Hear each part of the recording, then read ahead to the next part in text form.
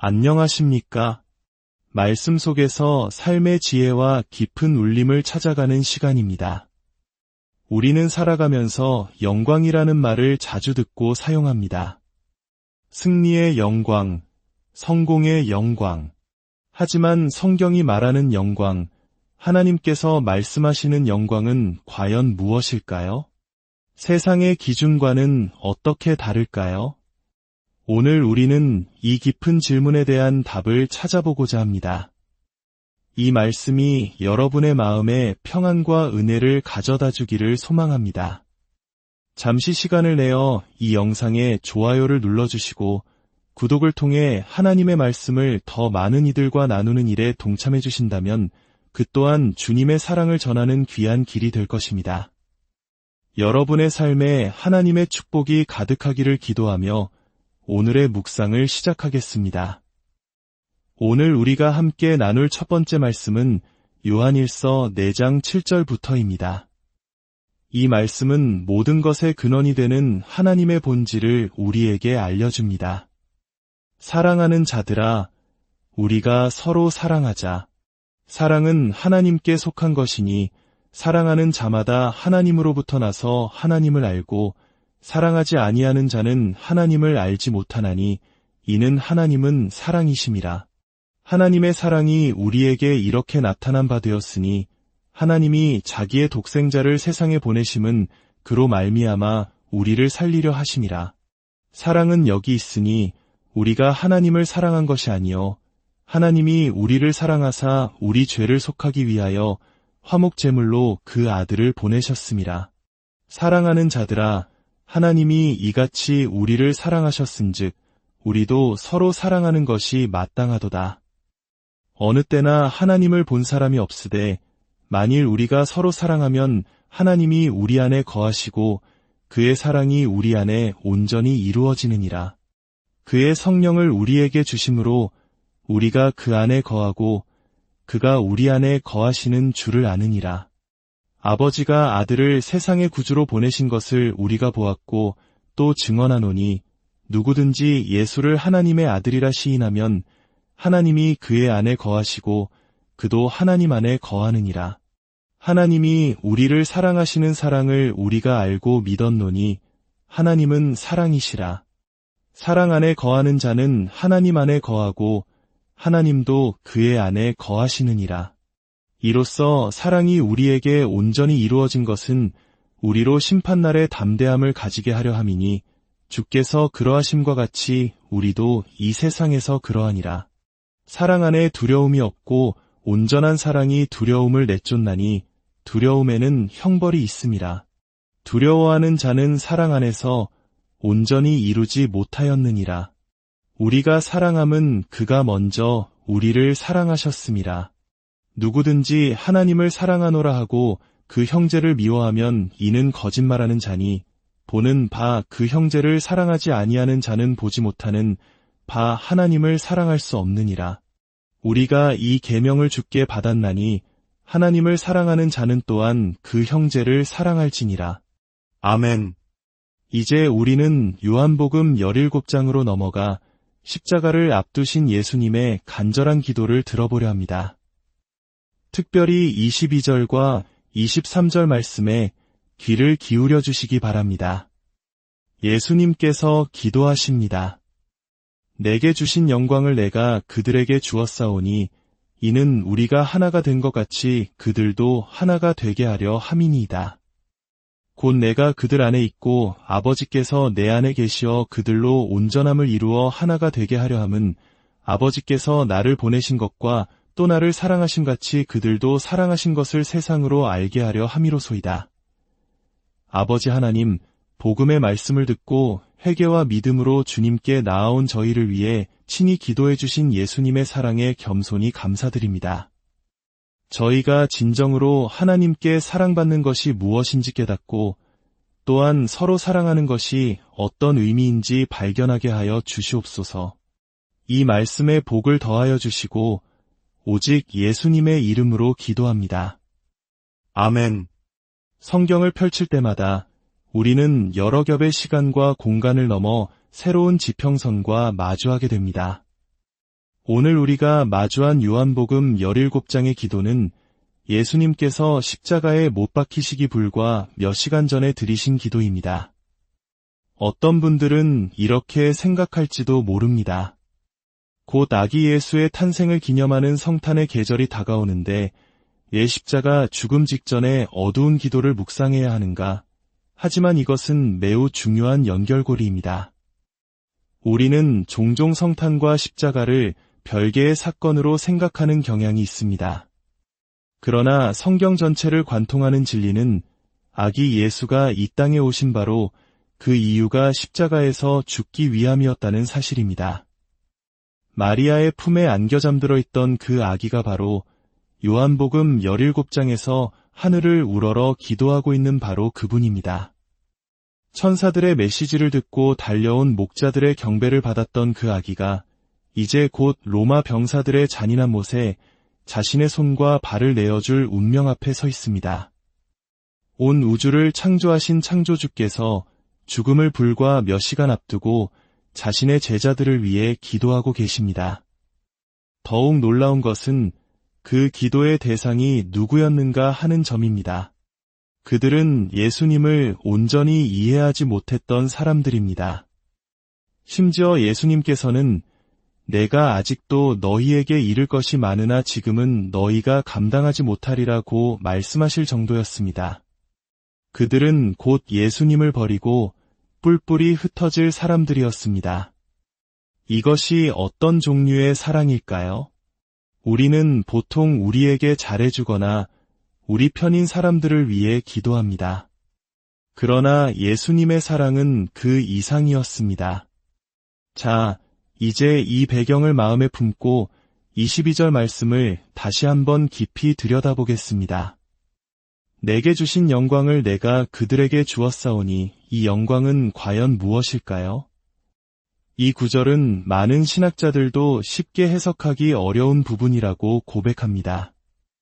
그러나 우리는 세 가지 관점에서 이 영광의 의미를 탐구해 볼 수 있습니다. 첫째, 하나님께서 예수님께 주신 영광. 둘째, 예수님께서 우리에게 주신 영광. 그리고 셋째, 그 영광을 주신 목적입니다. 먼저, 하나님께서 그리스도께 주신 영광입니다. 예수님께서는 창세 전부터 성부 하나님과 함께 영광을 누리셨습니다. 그러나 오늘 본문에서 말씀하시는 주신 영광은 그것과는 조금 다른 의미를 가집니다. 이것은 하나님 아버지께서 아들 예수님에게 이 땅에서의 사명을 완수하는 과정 속에서 부여하신 영광입니다. 그 사명은 바로 세상의 구원자가 되는 것이었습니다. 이것을 이해하기 위해 우리는 예수님은 죽기 위해 태어나셨다는 사실을 계속해서 상기할 필요가 있습니다. 그분의 탄생은 영원 전부터 계획된 구원의 여정 그 자체였습니다. 사도 바울은 디모데전서에서 이렇게 말합니다. 모든 사람이 받을 만한 이 말이여 그리스도 예수께서 죄인을 구원하시려고 세상에 임하셨다 하였도다. 예수님의 영광은 세상이 생각하는 왕의 영광과는 정반대의 모습으로 나타났습니다. 그 영광은 순종의 길에서 가장 낮은 섬김의 모습에서 그리고 나귀를 타고 입성하시는 겸손한 왕의 모습에서 빛났습니다. 가장 가난하고 연약하며 무력해 보이는 모습으로 이 땅에 오신 신성, 바로 그 안에 하나님의 영광이 있었습니다. 그리고 그 영광은 십자가에서 절정을 이룹니다. 그렇다면 그리스도를 따르는 우리에게 주어진 영광은 무엇일까요?